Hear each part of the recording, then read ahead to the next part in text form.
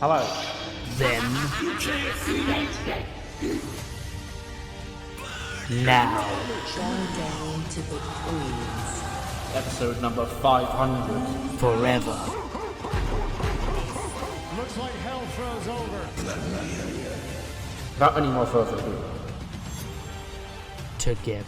let's jump straight into the show.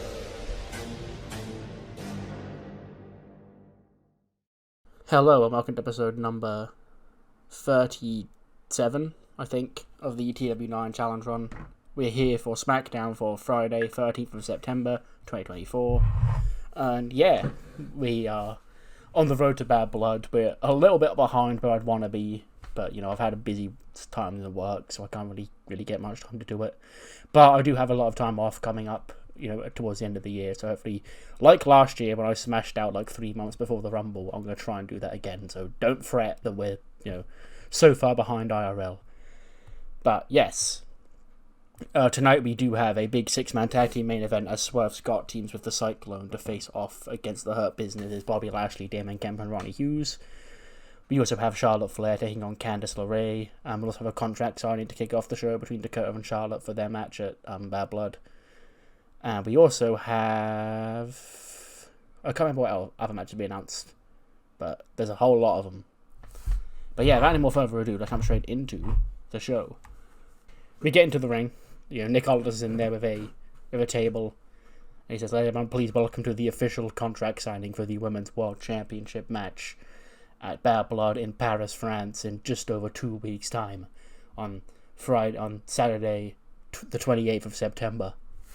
Now that show will feature a lot of big matches, including this big match for the Women's World Championship. Now, if you please welcome the challenger.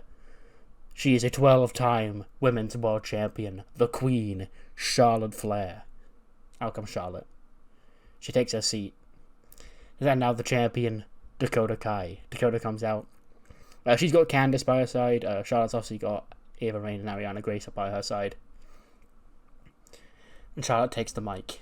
She goes, "You found yourself in this situation a lot recently, haven't you? I've been watching you. I've been keeping a keen eye on you while I was dealing with that little queendom problem that you left for the rest of the roster to clean up. I've been watching you during your little championship reign. You find yourself here a lot of the times. A lot of the times you're in the situation where your challenger is sitting across the ring from you. And they're talking about the upcoming championship match at the pay-per-view and why they're going to win. And then you rebut and say that, you've been underestimated your entire run as champion. And then you go on to the pay-per-view and you've had success and you've retained the championship. Bravo. I have to say, I want to rewind you back like 2 months ago when it was you and Ember Moon sat in this ring signing this contract, and Ember came out and she said that when she got the call to return to WWE, she was surprised to see that you were the Women's World Champion and not someone like me.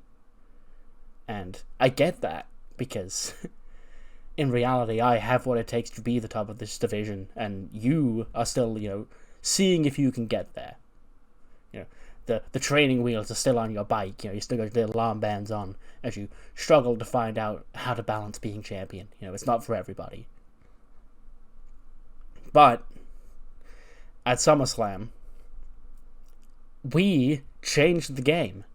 We changed the course of this division. This division that used to be ruled by a queendom of egomaniacs got humbled when we were both victorious.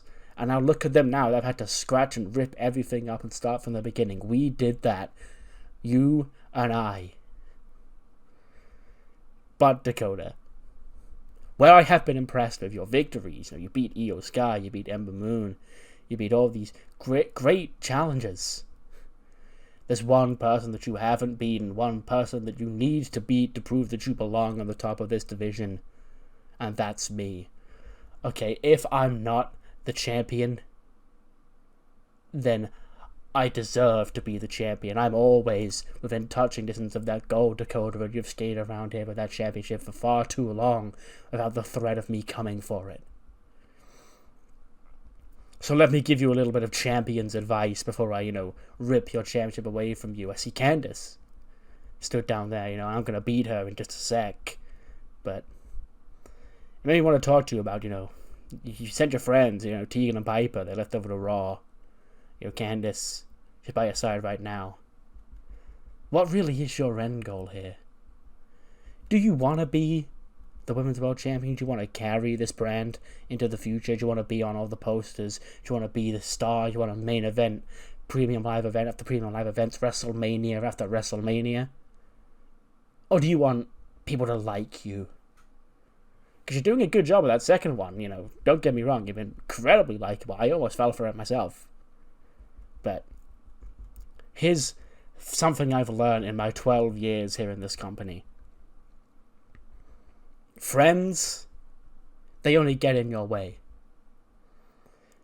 Friends are good to stand by your side while you're making it in this business. But once you reach the top, you've got no room to keep friends around. And you've spent far too long trying to make friends and keep friends that you might have lost sight of what being a champion is truly about. Now, I know that's weird for me to say, considering, everybody said this to you, and you've beaten every single one of them. You've proven that you can get it done in the ring. But being a champion is about more than just wins and losses in this ring. You gotta walk like a champion, you gotta talk like a champion, you gotta feel the champion. And all you're worried about is being friends with people. And let me give you a little bit of advice, Dakota. Friends in this industry, they're not built to last. Okay, how many friendships have you seen in this industry that have been built to last and last forever? Because that's one thing about, not gonna be one thing twisted. If you've got friends by your side, if you think that you're getting into this industry and rising up with your friends, you're not. You're simply being used to get ahead in this business. Okay. And as she says that, you see Ava Reigns, gives her, a weird look behind her back. But Ariana Grace, just continues, putting on a mean face and just glaring a hole through Dakota Kai. She's just completely unfazed by that comment. But obviously Ava Reign, being the sane one, is sort of hey, what the fuck? And Dakota Kai, she takes the mic. She goes, Charlotte, I expected better from you. You're going to come out here, you're going to tread the same old ground that everybody else has tread. Okay. Good. Sure, I'm going to give you what you want to hear. You're right.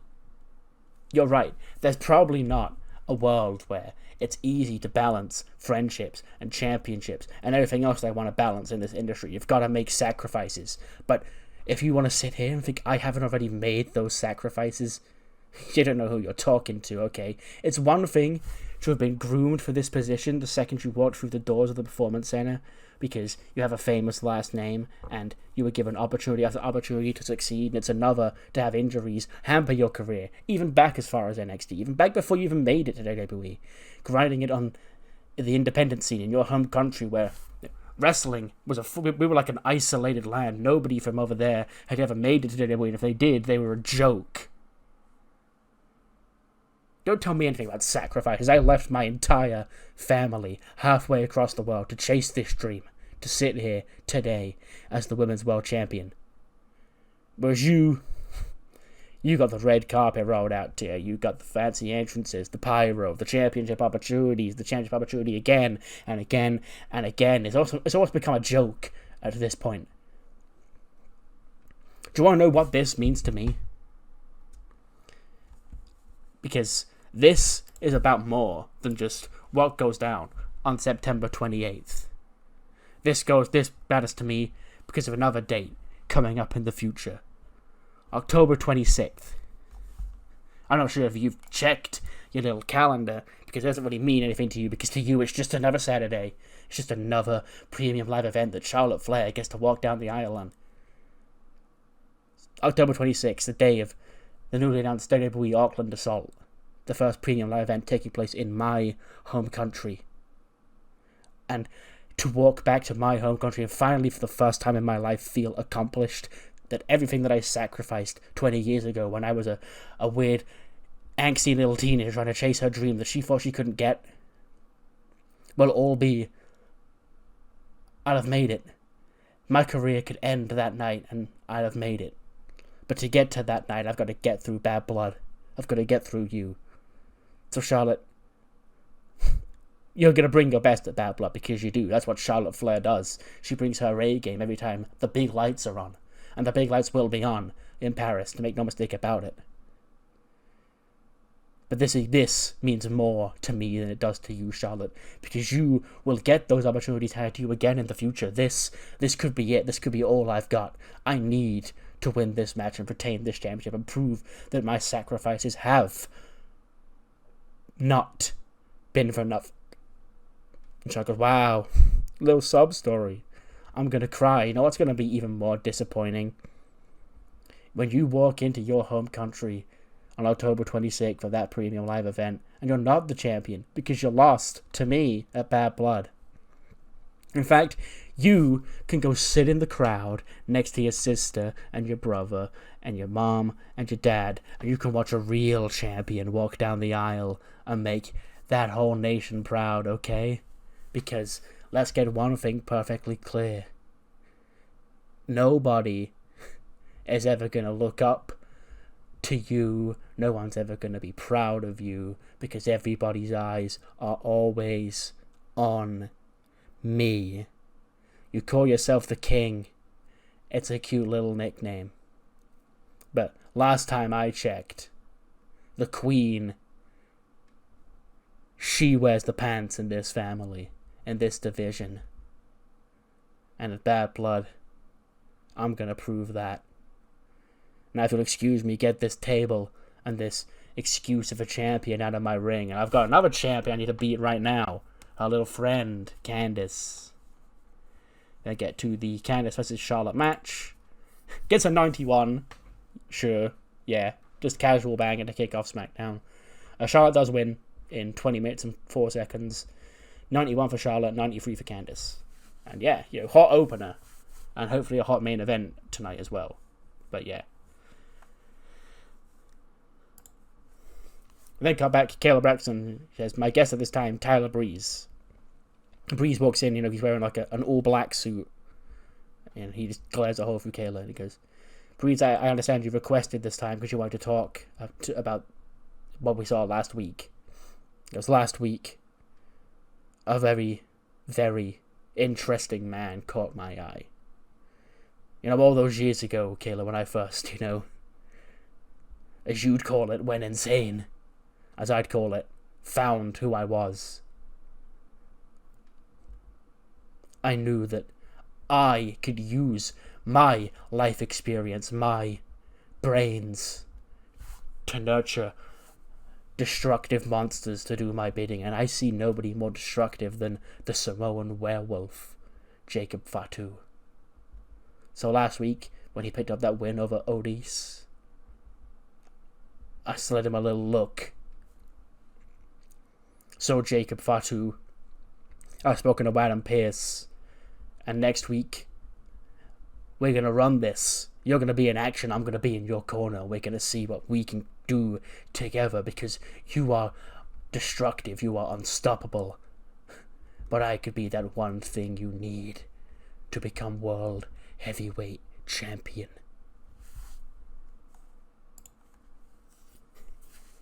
Then see Kairi saying, she's sitting upset in her locker room. Ember Moon walks in angrily. And she goes, really, last week it was a lot to take in. I get it. We saw what Charlotte said out there earlier on tonight. Friends in this business, they can indeed get you down. But that's where we're better than those people. That's why we're better than people like Cammy and Queendom. Where she's using people to try and assert her perfect utopia on SmackDown. We gotta stay together. Okay, you were just starting to find form again, we were rocking and rolling here on SmackDown. And then we hit a brick wall, and Cammy, she took that little opportunity to kick you while you were down. Okay, she knows what she's doing. People like that, they prey on your insecurities and your weaknesses. So, I'm not asking you to come out there tonight. If you don't feel up for it. But I did just speak to Adam Pearce. And I've got myself a match tonight with the Megasis. And Kairi sort of looks up at her, looks shocked. Because I know I could be writing my own death wish, but we can't just sit by and let this happen. Okay? Last time it was, Dakota Kai and Candice LeRae and people like that were having to try and revolt against Queendom. I guess now this year, that boot falls on us. And Ember Moon sort of walks out. Kyrie just watches her leave.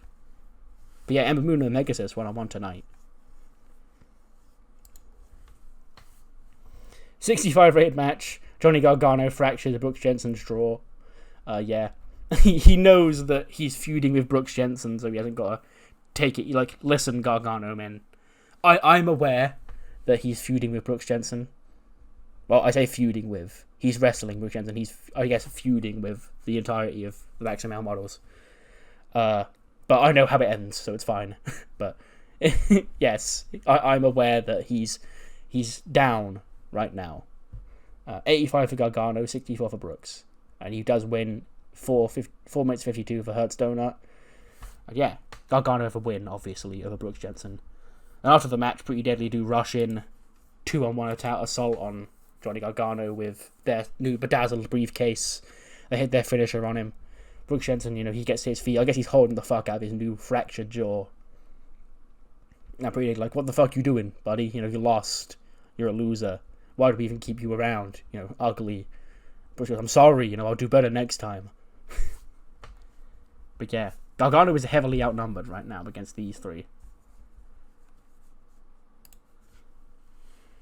We then see Daniel Bryan and Pete Dunne and Mars Bourne. They're talking to somebody backstage. And he goes, look, it's been a bad week for us. Jonathan, Oni, and Dante lost their championships last Friday. And I know it's weird for me, of all people, to say this considering, our history, but would you please give me the opportunity? And then the camera pans across as William Regal stood there, and he goes, Brian, you don't need the opportunity, you're one of the greatest professional wrestlers we've ever seen step foot into a WWE ring. He goes, yes, Regal, I know, but I told Pete last week, this whole thing is great, but I don't know how much longer I can keep doing this at the level I'm doing it at. And I want to prove that I've still got it, that me and Pete as a team, we've still got it. And your boys, they've had a couple of weeks off, but they're still one of the most dangerous, dominant tag teams we've got here on SmackDown. So, for me, your boy and Pete, another guy very close to you, we'd love this opportunity tonight. He goes, after the way you've acted over the last year and a half, I wasn't expecting you to come so civil, but I can't say no after you've been so polite and so respectful after years and years of, being an asshole. I'll go fetch Brutus and Julius. We'll have one hell of a cracking match tonight. And Brian's like, thanks, Regal. I'll go get Pete and tell him the news. So yeah, Daniel Bryan, having a bit of an existential crisis right now. He doesn't really had a good run of things, and he's starting to doubt himself. So him and Pete Dunne against the Creed brothers later on tonight to see if they still got it as a tag team. We then cut to the medical room. Candice is in there, and Dakota Kai's checking on her. She goes, "Hey, how you holding up?" She goes, "It's Charlotte. Charlotte's always a tough fight. But relatively speaking, I'm good."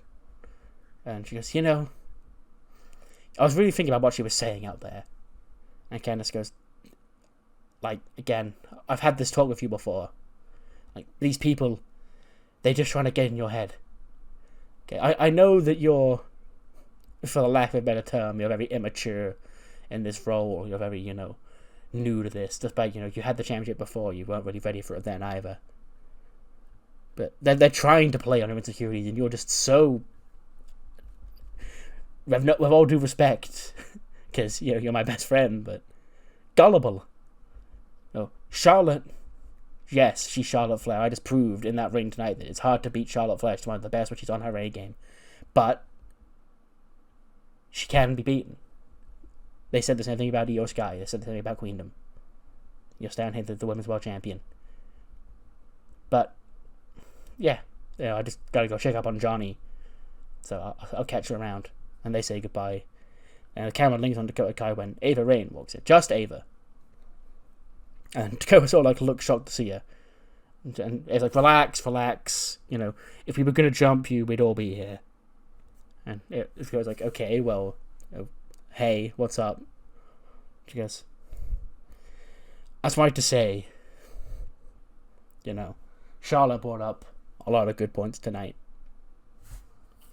And I appreciate, you know, that it's going to be difficult for you to beat the Queen of Bad Blood. But as for myself, you know, some things really hit home tonight, and I've got to think about what's best for me. So, you have my word that at Bad Blood in Paris, me and Ariana, we won't be out there. It'll be one-on-one, you and Charlotte. And she walks off.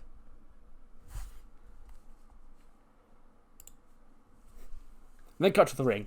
Zelina Vega's in the ring with a microphone. She goes, well, you know, it's not often I get to stand out here and, you know, voice my concerns and voice my feelings. But ahead of this match tonight, before I, you know, kick Fallon Henley's head in, I just want to come out here and just ask, you know, what the hell has gotten into you, okay? Because you, Fallon Henley, you were this NXT call-up that, you know, a lot of people thought was, you know, well, this nice little lovable girl, you were going to, you know, the fan favorite. But now, you know, you got Mickie James in your corner and you threw that all away, and for what? What's your goal here? Okay? And then Fallon Henley has to interrupt. She goes, Zelina, okay, first of all, it's not really any of your business, but since, you know, you asked, I'm not going to hide anything from you, okay? This women's division has been dominated by the same damn women for too damn long, okay? If you're not a queendom, and you're not Charlotte, or you're not Dakota or Candice, you don't get a sniff of championship glory, or glory of any kind, really, here on SmackDown. It's sad, but it's true. That's how the world works. And I get that. Which is why opportunity doesn't get handed to people like the old Fallon Henley. Even with Mickie James in her corner. You get gifted Mickie James in your corner, and then you're supposed to just accept that and think, oh, okay, there's your opportunity, Fallon, go make something of it. But no, nothing comes of it. So, I'm making my own opportunity. I am the influence, and I will create opportunities for those who don't get them. And Zelina, that's why I've come to you right now before we have this match, and you said you were going to kick my head in. First of all, good luck. Second, it doesn't have to be this way. We don't have to be on the opposite ends here. You're the exact sort of person I'm talking about. How many times have you, you know, been thrown in there with people just to, you know, make them look good? How many times have you, you know, had a tag team partner and hopped to another tag team partner because you're just not getting those opportunities to shine? Hell, they had you managing Andrade and Angel Garza again before Andrade got hurt. And Selena just takes it back and she goes, while there may be days where I show up to work and I'm frustrated with my position, you don't go about it by being a complete nut a bitch, okay? And if you want to be the influence, then I'll influence everybody else back there to slap that taste out of your mouth right now. Then we get into the match, which is Fallon Henley against Zelina Vega. Gets a 71, which is pretty good, considering it's a Fallon Henley match, I guess. But she does pick up the win in 8 minutes and 4, thanks to interference from Aaliyah. You know, I guess she's separated from Grayson Waller's arm long enough to help Fallon Henley win this match tonight. 70 for Zelina, 56 for Fallon. So, I guess, you know, Fallon Henley's new motives to create opportunity for herself have come up with, you know, immediate success. But let's see how long it can last. 70 for Zelina, 56 for Fallon. But she does now have, you know, apparently another ally in this cause, that being Aaliyah. So we'll see where that leads. We then got backstage. Drew McIntyre, you know, he's cutting up home and he says, you know, I hear our World Heavyweight Champion is busy tonight, him and his friends in the New Day are off, doing promotional media tour work for WWE, and that's great and all. I'm so proud of the little guy finally making it to the top and doing what the big boys do, doing big boy jobs. But there's not really much else I've got to say if you're not hearing my face, Woods. Last year I beat you enough. WrestleMania I beat you again. You're only champion now because I wasn't around. All of that still reigns true. And a bad blood at Paris. I'm taking that championship back, and there's nothing you can do about it. Because it's time for Drew McIntyre to get his career back on track, because it's been an awful 3 months for me. So winning back my World Heavyweight Championship, kicking your head in once again, will remind me and everybody else just who the hell I am. He turns around and Swerve is there. And Swerve walks up to Drew. He gets in his face. He says, I couldn't help but overhear you, talking about Xavier Woods and that World Heavyweight Championship. But let's make one thing perfectly clear, okay? If you win that championship back at Bad Blood, congratulations, you got your championship back, Drew. But you want to keep it at one for me. I've got these issues with Bobby Lashley and the Hurt Business right now. And once they're finished, I'm coming back for my championship. And Drew goes, well, best you hope that I do win that championship back. Because apparently a guy like you can't even get the better of a guy like Xavier Woods. And Swerve just laughs to himself and he goes, big tough words. I do hope you get that championship back, Drew. Because we all know what happens when you and I go one-on-one. Your career, your life, goes down the toilet. You want to remind everybody who the hell you are? Go ahead. But you're forgetting whose house you're barking in.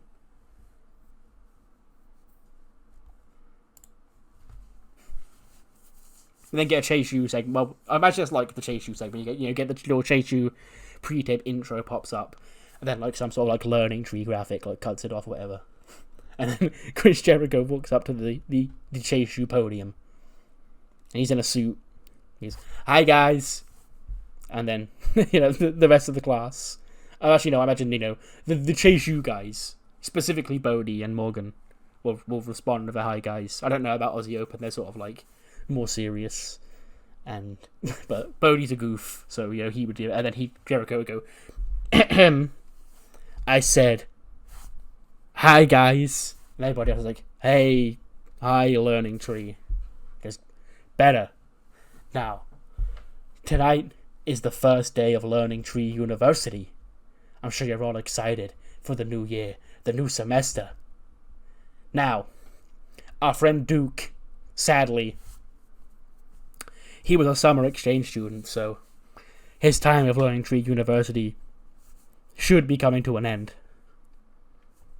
But, luckily for you and Duke's friends, if he has any, I, out of the kindness of my heart, have given him the opportunity to earn a full-time scholarship here at Learning Tree U. You're welcome, guys.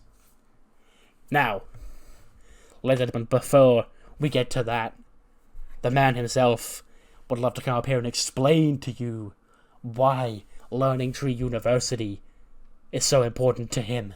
So give it up for Duke Hudson. And Duke sort of walks up. He goes, hey everybody. Hi Duke. So I'm sure you've all been hearing and seeing things about me the past couple of months, and why you're probably hesitant to trust me around these halls. And there's a good reason for that. And if you would, take 5 minutes of your time, I'd love to, get some things off my chest and own up to past mistakes in an old life, you could say. I'm flattered and glad that I've been given this second opportunity here in WWE as Duke Hudson. But before there was Duke Hudson, there was. And he pause the classroom, and then Thea puts hand and goes, Brendan Vink, you're a former Raw Tag Team Champion. He goes, two-time Raw Tag Team Champion. I was supposed to, be the next big thing here in WWE. I was primed for success, but I can't actually blame the company for my downfall. It was all of that was on me. You see, I fell into this dark path. I became an addict. Not of anything dangerous or illegal, but a sort of, let's put it lightly. My earnings as a WWE superstar didn't last as long as I'd have hoped they would, because I went all in on red. So, when I got fired, it was no surprise to me. I probably deserved it. But I'd hit rock bottom. It was all my own fault. I had to rebuild myself. So I took time away. And the name Brendan Vink had sullied itself, After what I did with my earnings in WWE, it's no reason nobody would want to touch Brendan Vink again.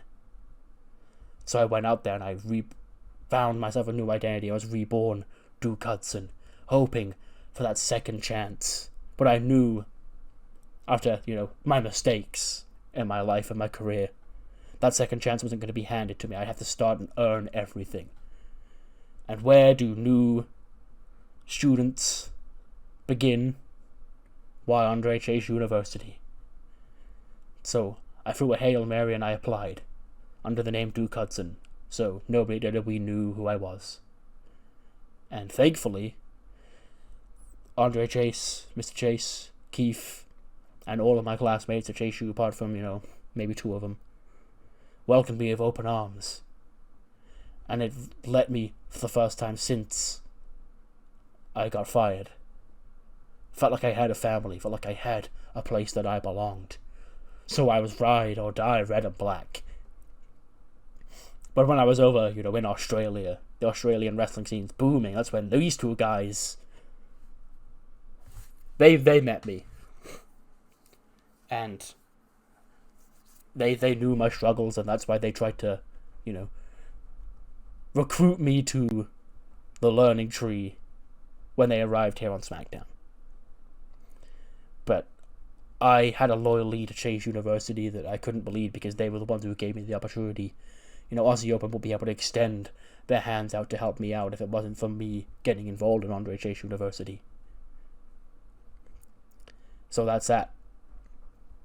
I'm a changed man, gifting a second chance in a company that not a lot of people get. And I promise, if I do manage to earn a full-time scholarship here in Andre Chase, and Jericho goes, in Learning Tree University, I won't screw it up. And then he walks away. Jericho goes, wow, what a screw up, am I right, guys? And then they're all just silent. And he goes, actually, Jericho. And then Jericho's eyes have turned to Thea. And he goes, it's Learning Tree, Mr. Learning Tree, to you. Sorry, Mr. Learning Tree. I actually think Duke's very brave for stepping up there and, telling us all of that. It must have taken a lot, and, I'm willing to support him the entire way. And Jericho goes, you would. Anyway, now, since Duke is the liability of Chase University because he just poured himself out and proved what a weak bastard he is, he has to earn his stay. So that's why, next week, I got the Learning Tree, a 10-man tag team match. It'll be Aussie Open, Bodie Hayward, myself, the Learning Tree, Chris Jericho, and Duke Hudson against my old friend Randy, Ilya Dragonman, and the Revolution. And obviously, if the Learning Tree come up short, it's because of Duke. Because we're a cohesive unit and we don't come up short, ever. So if we lose that match, Duke, you can go pack your bags back to Australia and be a loser like you were before. These losers took you into their little loser circle. But if you win, who knows? Maybe, just maybe, you do have what it takes to survive here in Learning Tree University. That's all. Thanks, guys. Bye, guys. Oh. 90 rated match for Neville and Grayson Waller. That's just, I guess that's the floor for Neville as well, like Gunther. Like, we've got somebody on both shows that just has 90 rated matches. The reason why this is so shocking is because of the finish. Neville and Grayson Waller, they start having their match. But Waller's, he's hesitant because Waller still thinks these two are best friends. And Waller doesn't want to hurt his best friend. And then eventually Neville, starts, unloading on Grayson Waller. And Waller can't take it. He slides out the ring and he gets himself counted out. He claims because he doesn't want to beat up his best friend Neville, but in reality, we know why. But yeah, Neville wins the match by count out. And then after the match, out comes Nick Aldis. And he's like, congratulations, Neville. I didn't expect it to be like this under these circumstances. But, no. This match was to determine who'd be next in line to wrestle Sami Zayn for the United States Championship. And I guess with Waller, forfeiting, you win. So you will get that rematch with Sami Zayn for the championship. That's when Waller storms back out. He's like, what? That would have been handy, to tell me before this match. And then Waller's like, well, every single match, if you think about it, Grayson Waller is a proving match that means you get to prove if you want to be a champion. So you should try and win every single match you're in, regardless. So, you snooze, you lose. I'm sorry. Because this is, you are, you know how bad you've got to be at your job to make Adam Pearce look competent? Yeah, didn't think so. Well, you do actually, because it's you. You are that bad. But yeah, I guess Neville is next in line for a US title shot against Sami Zayn. We then cut back to Jacques in the locker room when the Revolution approached them. Goes, hey, about last week. And he goes, save it, kid. I appreciate it. Because I want to let it be known that, straight up, I ain't gonna sugarcoat this because I ain't like that. I'm the world famous Buster Gates. We ain't friends. We want those. And he goes, I wouldn't expect anything less. You're a bunch of talented young guys. I know you want to get these tag team championships. Back in the day, I was in a similar boat to you. He goes, but I did just get the word that next week we're in a 10-man tag team match against the Learning Tree. So as much as we do want those championships, there's one thing we want more, and that's to finally shut up Chris Jericho. So, you have our word that next week, the Jacques Revolution will all be on the same page. Randy goes, great to hear it, kid. I've been long overdue giving Chris another RKO and kicking his head off, so it'll be a good time out there.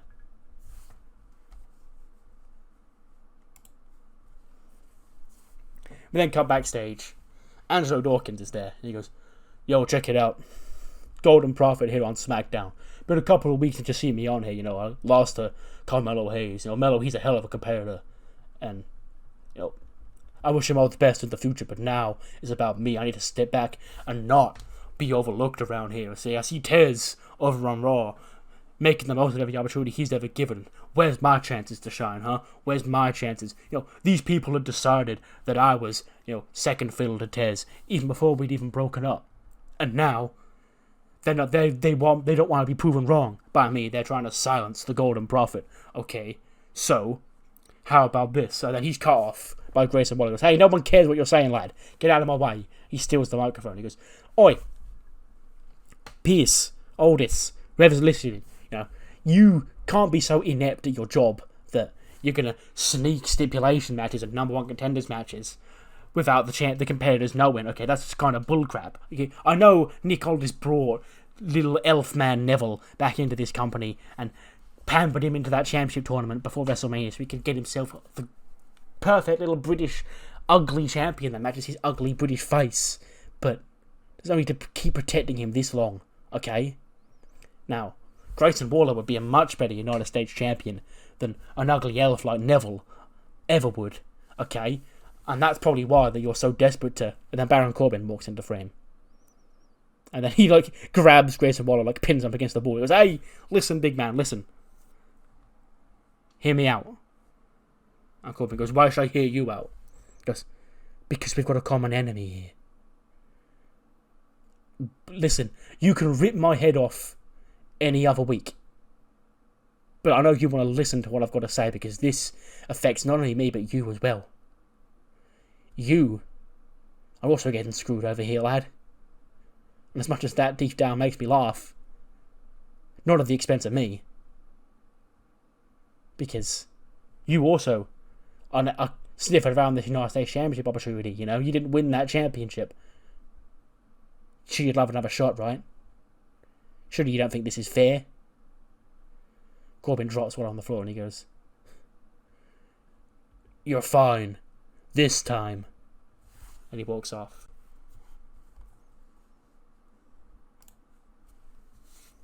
$67, I'll take that. We are still in the Ember Moon. Like, she's not Dakota, Charlotte, Candice over. But she's, like, 70s. She's not even, like, Utami Julia over. She's, like, Yoko over. So, I don't expect her to, like, set the world alight in terms of match ratings recently. And obviously the Megas is still new, so that's actually a decent rating for that, in all things considered. But the Megasis does pick up the win over Ember Moon, 9:34 by pinfall, which is fine. You know, I think Ember's only been pinned once since coming back. So yeah, 72 for Ember Moon, 45 for the Megasis. After the match, you know, Queendom, Omega get into the ring, and they circle around Ember Moon on the floor, and Cammy just takes it and goes, "I don't know why you're still out here, Ember. You were gone. You weren't even a part of this company when this whole thing started. Okay, you've stuck your nose in business that, quite frankly, does not concern you and is way above your pay grade. But if you want to be the little hero, then I guess you gotta get what's coming." And then Yoko and Julia pull a table out from under the ring. They set the table up. Sai is in there, you know, her and Utami just sort of standing around the background. And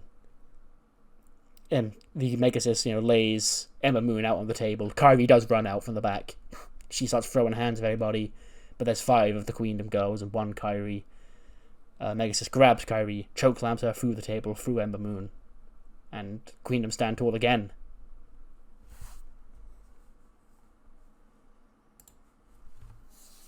Then see Fallon and Julia backstage.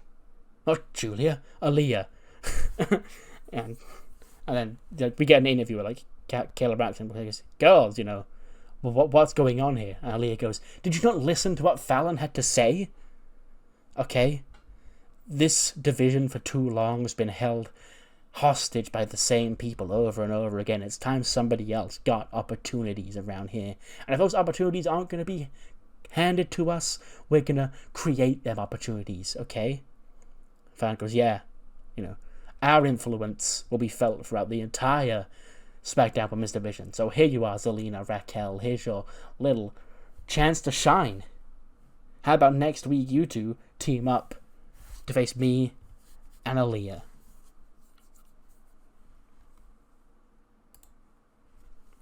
we then see Lord Bando. He's looking for Swerve backstage, and you know, he enters another locker room, and it's the Omos Otis fragrance locker room. And Lord Bando's like, "I must have entered the wrong room." Then he goes, "Hey, Bando, you know, come over here. You know, you seem like the kind of guy that could use a little bit extra spice in your life right now." And Bando goes, "I'm actually just looking for Swerve." Because you know what Swerve really needs to feel like a real champion again? The Champion's Fragrance 2024. You'll smell like a champion, you'll feel like a champion. Bando goes, "That can't be true. How do you feel and smell like a champion?" And then Omar sort of like puts his arm out. Bando sniffs his arm and he goes, "Oh my god, you smell like a champion." For opening my eyes to this whole new world I didn't know existed, Omos, here's my proposition to you. Do you and Otis next week want a tag team match with my boys out the mud? You know, we picked up a win last week. You know, we're on a roll right now. I know Otis lost last week to Jacob Fatu. So it's a time for you to rebuild yourself in this tag team division as well. And then Omos and Otis all look at each other and they go, "Yeah, you know, that sounds like a good time." So yeah, next week, Omos and Otis against Out the Mud. Funny little mid-card tag match. Speaking of tag team matches, this one is not a funny little mid-card tag team match. This is a banger. The Creed brothers against Brian and Pete Dunne. And it is the Creed brothers who pick up the win. Brutus Creed pinning Daniel Bryan in 14-13. 93 for Pete Dunne, 85 for Bryan, 82 for Brutus, and a 72 for Julius. And yeah, obviously Regal's at ringside. He's watching. He's low key. He's in the corner of the Creeds because they're his boys. But he's also, still, sort of mentally managing Bryan and Pete Dunne as well. You can't take that away from him. But yeah, Bryan and Pete Dunne, or I guess Bryan himself, just Bryan, wanted to try and prove that him and Pete still had it tonight, and they lost. So, who knows? Then cut back to the locker room, or the for some reason Dakota Kai spent her entire show in the medical room, even though nobody's in there. And then Candice has to go back in there. He goes, hey, how's Johnny holding up? He goes, he'll be fine. It's pretty deadly at the end of the day. I know there's 3 of them, so, you can't underestimate 3 people against just one little Johnny Gargano. But, Johnny reassured me that he's been talking to some people and, pretty deadly going to regret getting on their bad side. And then Dakota sort of leans down like, so? And she's like, what? She goes, you gonna tell me who it is? And then Candice sort of whispers in her ear. And then goes, you're joking. No, really. Because apparently so. We'll have to wait and see. Then the door flies open. And Ember Moon and Kairi Sane, they sit down on a bed in the medical room. And they sort of just glare at Dakota, and Candice just stood there. And Ember she immediately hops off the bed. She goes, I'm actually glad you two are in here. I don't know why you're in here, but I'm glad you are. And she goes, okay, how are you holding up? She goes, not great, Dakota. Not great at all. Because we were out there, busting our ass, trying to fight off Queendom Omega, and the Megasis, and Utami, and Julia, and Yoko, and Saya, and all of them. But our precious little liberators were too busy backstage. What were you doing tonight? Doing each other's hair, I guess. I don't know if you noticed, but I'm the Women's World Champion. You know damn well I'm the Women's World Champion because I beat you to keep a hold of it. And because I know I was the one who, really kickstarted and start this fire up your ass. I get it. But where's that fire gone? Okay? Because there's a problem brewing here. I got told tonight by Cammy that I was sticking my nose in something way bigger than I should be a part of. But I'm not going to sit here and let them try and take over this division, because apparently the people whose job it is to look after this division and make sure Queendom don't dominate are too busy back here doing whatever you're doing. Now, Dakota, congratulations on being the Women's World Champion. I'm glad that our little conversation inspired you to be better. I don't begrudge you for, taking your mind off things. But this needs you and Candice too. This is your fight. Dakota so that sort of snap here. She goes, I'm sick of this, okay? Ember, I'm sorry that you and Kairi got beat up tonight. It happens to the best of us. I know all too well. But, as you've just said, I'm the Women's World Champion. I am going to be focused on my championship match at Bad Blood. Okay? I'm not the Queendom girl, okay? I'm not going to fight those girls for the rest of my life. As far as I'm concerned, they don't run this damn division because I do, because I'm the Women's World Champion. I'm sorry if you need help, but I've got championship things to do. And Emily sort of just laughs and she goes, oh, really? Because, do you know who I saw out there tonight? I didn't just see Queendom Omega. I didn't just see, the the women who held this show hostage last year. Do you know who I did see? Champ. I saw an undefeated, unstoppable woman who's in the final of a tournament on Monday to earn the right to wrestle for the Women's Liberty Championship at Bad Blood. Do you know who else I saw out there? I saw the 2024 Miss Money in the Bank, who carries with her an opportunity at any time that she wants to cash it in to become the Women's World Champion. So, as far as I can see, she sort of slaps both their belts on their shoulders. This may not be your problem, but it's gonna be. Next week, we have a couple of matches set for next week, including a big 10-man tag team match that we heard about earlier on tonight.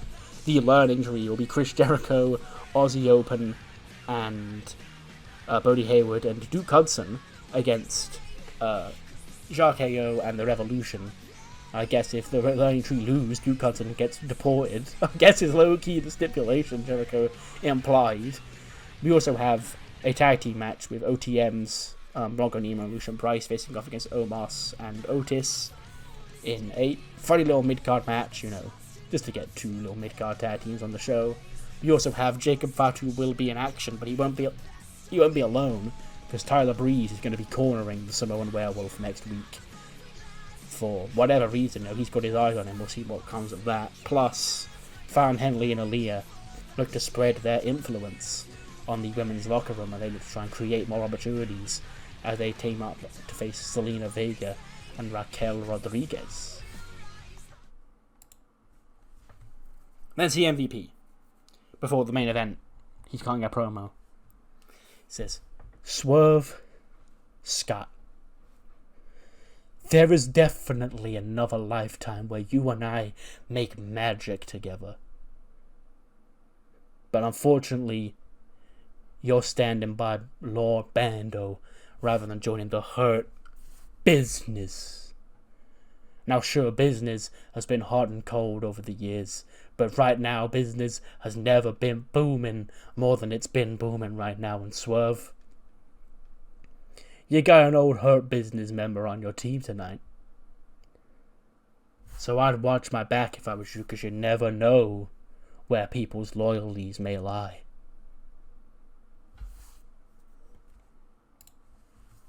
'91 rated main event. Yes, it is pretty sick. And it's the Cyclone, Ricochet, Bronson Reed, Swerve Scott against the Hurt Business. So it's pretty sick. And it is the Hurt Business who pick up the win. Bobby Lashley, Ronnie Hughes, and Damon Kemp winning when there was a rat bastard on Swerve's team, but it wasn't Bronson Reed. It was Ricochet. Ricochet, he's on there, on the apron. Swerve goes to tag him in. He hops off the barricade, or off the apron, whatever. And shakes hands with MVP. And Swerve looking pissed off at him. Lashley spears Swerve. And then spears Bronson Reed as well.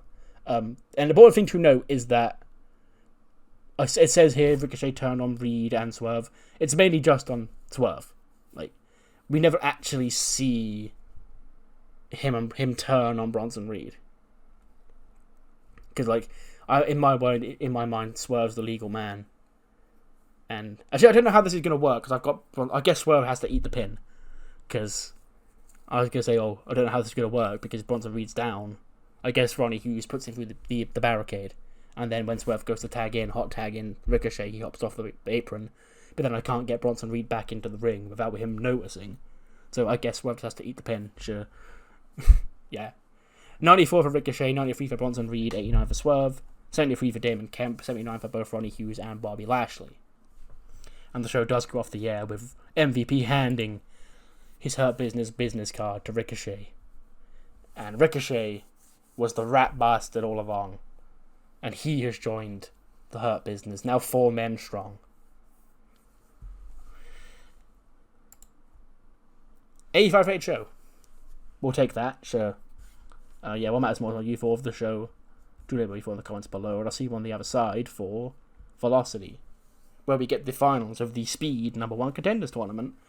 And last week we saw the crowning of new trio champions being LA Extreme. Velocity kicks off with a quick backstage segment in RJ City's office, where he's got the new Cruiserweight Trios champions, LA Extreme, in his office. And he's going, boys, congratulations on finally winning those championships back. And the Cruiserweight Trios division here is something that, has had a bit of a up and down, start here on Velocity, but it's something that I do want to try and build up in the future, which is why tonight we're going to crown our next challenges in our main event. And our main event's actually going to be interesting and notable because I think I've finally found 2 trios involving people that have been a part of many trios that I'm happy with. It's going to be Top Flight teaming with Danger Zone Charlie Ryland. That felt natural given, the Top Flight stuff in real life where they're doing the pilot gear. So I thought, putting them with Danger Zone makes sense. And we also have the trio of Angelico, Cruz del Toro, and Joaquin Wilde, which I may have done before. If I haven't, I just saw it today and thought, that's fun. So that's our main event. We're gonna find our next challenges for the Cruiserweight Trios Championships. First of all, our Speed Championship Tournament Final crowns our new #1 contender, which is Oro Mensah defeating Ashanti the Adonis in 4:55, which is actually a very good time that the game picked there, with an instant kill. So yes, next week it'll be a championship match for the WWE Speed Championship as Oro Mensah will battle Javon Evans for the gold. They both men get 79s. They're both fun guys. I like both of them, but they're not really world champions, at least not yet. So this is just something fun for them to do. Speed. I know people like to clown on Speed IRL, but it's an extra match. They've got Bron Breakker working Speed. It's fine. It doesn't mean it's not a big deal. I mean, it isn't, but it's just something extra for these people to do. It's just the way I look at it. If they don't work this random 3-minute match, they don't work any match. So what's the big deal? But yes, Oro Mensah will challenge Javon Evans for the Speed belt next week. Oh boy, this again. Ugh. Right. How am I gonna deal with this? Because that's sort of really fucking lame. Not that Orange Cassidy's super duper in my plans. He's a mid-carder on Raw. But I just think getting another brain tumor is kind of lame. I did the Kira one. But we'll see. I might keep him out for a couple of months, but whatever. But yeah, he was supposed to beat Grand Metalik, but I guess Grand Metalik beats him in 10 minutes and 25. 66 for Orange Cassidy, 71 for Grand Metalik. Yeah, sure. And again, I'll deal with this. Orange Cassidy sustained a brain tumor in this match. Yeah, of course he did. 76. Nice. Roderick Strong and Mark Andrews have a nice little match. And Roddy does pick up the win with a half Nelson backbreaker in 13:56. 71 for Roderick Strong, 72 for Mark Andrews. Then our main event is the trios match. Gets to 74. And it is the high-speed Top Gun, I don't know what to call them, some sort of Top Gun-related pun or something, some sort of pilot pun. Charlie Ryland and Top Flight defeating Angelico, Cruz del Toro, and Joaquin Wilde. Danger Zone pinning Cruz del Toro with a Rage Face Jam. 73 for Danger Zone, 75 for Ty Marley, 61 for Toby, 70 for Angelico, 59 for Cruz del Toro, and a 64 for Joaquin Wilde. So yeah, they'll be the next challenges for the Cruiserweight Trios Championships. I don't know when, but sometime in the future. Which ends the show, gets us 73. Fine episode of Velocity. What matters more is what you thought of the show, mainly of SmackDown. And I'll see you next time for, finally, the first pay-per-view since SummerSlam, Bash in Berlin for Raw, where we'll crown a new WWE Champion between Gunther and AJ Styles, World Tag Team Championship main event between Path of the Dragon and Imperium, Cody Rhodes and Bronson Steiner, and a whole lot more. See you then.